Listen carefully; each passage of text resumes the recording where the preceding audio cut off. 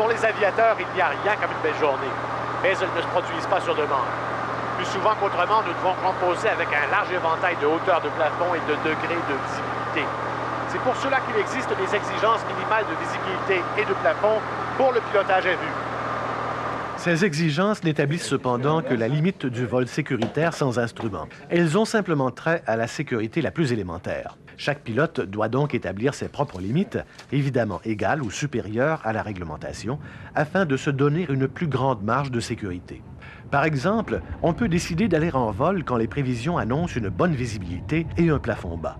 L'évaluation en vol de la hauteur du plafond n'est pas une science exacte. Ainsi, des pilotes qui volent à vue en secteur montagneux se font parfois surprendre par un plafond qui s'est abaissé progressivement. Le risque de commettre des erreurs grandit à mesure que la tension et la nervosité montent. Pour le pilote, le défi consistera à se tenir en dehors des nuages sans s'approcher du sol.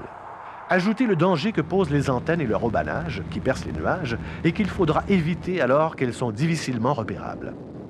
En plus de plafonds peu élevés, du brouillard, de la brumasse, de la brume sèche ou de la fumée peuvent faire perdre toute visibilité. Dans de tels cas, faire demi-tour est parfois un exercice futile. Les essais en simulateur révèlent qu'il ne faut aux pilotes sans formation aux vols instruments que de 20 à 178 secondes avant de perdre le contrôle et d'amorcer une vrille incontrôlée lorsqu'ils perdent toute référence visuelle. Le principe de base du vol à vue, c'est de voler par beau temps.